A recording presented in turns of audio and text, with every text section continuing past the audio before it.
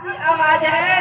जिस तरह से हम लोग चावल का कंकड़ चुन चुन के फेंक देते हैं और स्वच्छ चावल बना के अपने पति बच्चा को खिलाते हैं कि हमारा पति बच्चा निरोग रहे, कहीं से बीमार न पड़ जाए, कहीं कचरा मेरे बच्चे के मुंह में नहीं पड़ जाए।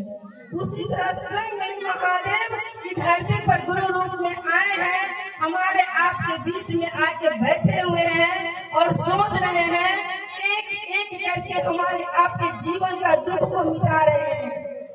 क्या करने से?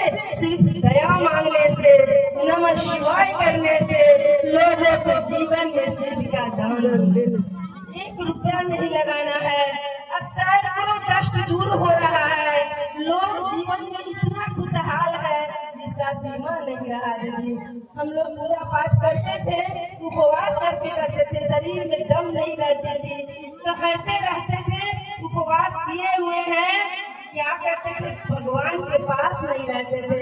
लेकिन आज यह 3 सूत्र हमको सिखला रहा है कि भगवान के पास है, सिर्फ मेरे पास है और सिर्फ के पास हम है। समय बहुत कम है दीदी, शरीर चाहिए संसारवासी को। अगर संसारवासी को शरीर नहीं दीजिएगा तो आपको सम्मान नहीं मिलेगा। पति को शरीर चाहिए, सास ससुर को शरीर चाहिए, रिश्तेदार लोगों को शरीर चाहिए, लेकिन मन किसी को नहीं चाहिए। मन जिसने बनाया है बस उसी को मन दे देना है। मन हमारा कौन बनाया है? महादेव। जिसने बनाया है वही इस मन का इलाज करता है। दीदी मैं अनुभव किए है कि 2 बुखार में भी हम आप अगर रोटी बनाए तो कोई कहने वाला नहीं मिलेगा कि फीवर है सो जाइएगा, लेकिन महादेव तो समझते हैं कि मेरे संतान को फीवर है और जरूरत पड़ने पर बिना दवा के भी इलाज करेंगे, क्योंकि मन का इलाज महादेव ही करेंगे। जिसने बनाया है वही इलाज करेगा। इसलिए यह 3 सूत्र अनमोल रतन मिला हुआ है। दीदी आप लोग से अनुरोध है, रिक्वेस्ट है, किसी चर्चा में आके आप लोग शोरगुल मत मचाइए।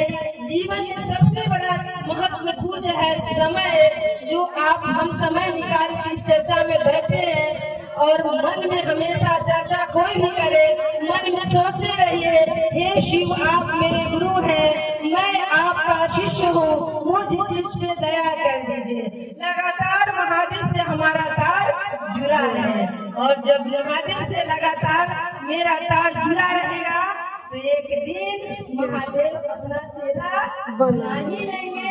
कैसे बनाएंगे? मेरा मन व्याकुलता हो जाएगी, किसी एक को बता देते। सारा काम तो करवे किए हैं, लेकिन महादेव का काम छूट गया। घर से महादेव धक्का मार के निकालेंगे। जब तक आप किसी को नए लोगों को बताइएगा नहीं, तब तक आपका मन शांत नहीं होगा। इसलिए दया की याचना खूब कीजिए। दूसरा सूत्र है बिना काट का दूसरा सूत्र नहीं होगा। आप लोग कहते हैं कि चर्चा पर जाके भजन गाते हैं, आप लोग 4-4 भजन गाते हैं, 5-5 भजन गाते हैं, चर्चा नहीं कर पाते हैं। इसके लिए किताब आया है, पढ़े लिखे व्यक्ति 3 सूत्र करने के बाद साहब का लिखा हुआ किताब है। जिस किताब को पढ़ के लोगों को सुनाने का कोशिश कीजिए, उसमें ऊर्जा है। जब किताब आप पढ़िएगा तो शिव की ऊर्जा उस किताब में है। जो साहब जो लिखे हैं ना, उसमें शिव की ऊर्जा है। आप स्वयं पढ़िए और लोगों को भी पढ़ाने का कोशिश कीजिए। किताब लेके आए हुए हैं, आप जिन गुरु भाई वालों को बात की आवश्यकता होगा वह ले ले। और दूसरा सूत्र बिना काट के न करे। दूसरा सूत्र बिना काट से करिएगा तो परिणाम तो मिलता ही है दया मंगवा देने से, लेकिन वह आदमी करता नहीं है। एक बार दया मंगवा के छोड़ दीजिएगा, नहीं करेगा, और काट रहेगा तो बार बार सुनेगा। और तीसरा सूत्र है दीदी, बड़ा हाईटेक मिला है। भैया बोल के गए हैं राजकुमार भैया कि मैं प्रगति को नहीं मानता हूँ, लेकिन मनुष्य तन में आए है ना तो लागू है, लागू होगा आपके जीवन में। ऐसा नहीं है ये